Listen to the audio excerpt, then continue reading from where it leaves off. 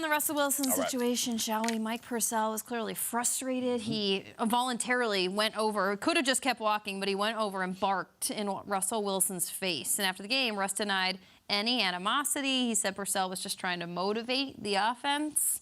What do we think about the situation in Denver after 12 weeks of football, Peter? It's a mess. It's a disaster. And here's the worst part about it. You have a GM on a 6-year deal. You have a new head coach. You have Russell Wilson on the mother.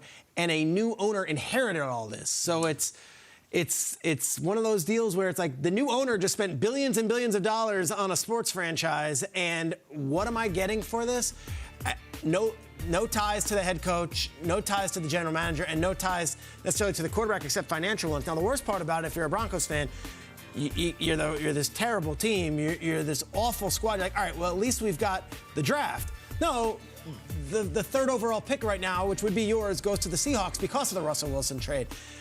As for the dynamics between Russell and the other players, I think this is any team that's putrid. You start, snipping at each other. You look at this, though. That third pick would have been really nice to get something, whether it be a defensive lineman that they could add to an already good defense or some sort of offensive playmaker. But to me, it's the ownership, which is really interesting here. New owners inheriting whatever the old owners brought in, and I don't think anyone's safe. I honestly mean that. I think their general manager, George Payton, has done a fine job in the draft, and they've got players. This trade could be a giant black eye on a lot of people in that building. And when you look at Russell Wilson and what they financially have to pay him over the next years, they can't escape this contract. They are due to pay him close to $40 million till 2027. And even if they were to cut him somehow, they financially would be an albatross like you wouldn't imagine. Dark times in Denver, and I don't see it turning anytime soon? Yeah, they had 3 points through the first 3 quarters. So for Mike Purcell, you're a defensive guy. I've been in that position, being on a team where you're playing good defense, offense can't do anything, and on top of that, you have the guy that's supposed to be the guy on your team that you traded and brought over, and he's fired up and he's frustrated. And to what Nate's point was, that doesn't happen to certain quarterbacks. We've watched Josh Allen struggle in games for Buffalo, throwing 2 interceptions and essentially the game-losing plays. And you don't see anybody on the defense messing with that guy because they know what he's capable of. And I think for everybody in Denver, there's a lot of frustrations. Coming into this season in that division, a lot of people were saying Denver's the team. Russ is the guy that's going to come there and take them over the top. And they've had a good defense. They've continued to have a good defense. That, I think, is the beginning of, is really about to unwind there in Denver when you start to see stuff like that happen on a Sunday. It's very telling, and I don't think it's the same as any other team. Josh Allen's guys love him. Lamar's guys love him. I am still waiting for anyone with the Broncos organization, specifically in their 53 guys, 52, not counting him, to come out and say, enough with the Russ criticism. That is our guy. We love him. We believe in him. The season's lost. Come out and have a moment and defend your quarterback and say how great he is as a teammate is, and you'd follow him into anywhere and you love him. I remember they were taking selfies with him in training camp because he's super famous and everything, and it was really exciting, and that's great.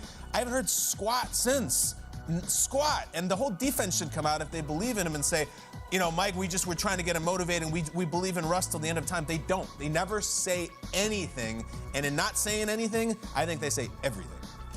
Yeah, the silence is deafening card we've heard twice so far today, and it once pertained to Zach Wilson, and then Nate just brought it up again. And that wasn't silent, what Mike Purcell decided to do. And I say it again, everyone does things with intention. And he could have kept walking, which feels like after 12 weeks, Mike Purcell walked by that man 12 times and decided not to say anything, and he snapped. He snapped this weekend. Yeah. And he got to a point where, what does it matter anymore? I'm going to give this person in my life who is supposed to play a significant role in my career and my livelihood a piece of my mind, because that is where we're at with this team. And you can keep a lot of things on the inside. You can internalize a lot of problems. But when it hits that point where you cannot keep your mouth shut anymore, it's a problem. I feel like around the table problem. Yeah, and here's the issue. You fire Hackett, which everyone wants, fine. You fire Hackett, it's 1 year, it's whatever. What coach wants to take on that burden with that roster, with that quarterback, with no draft picks?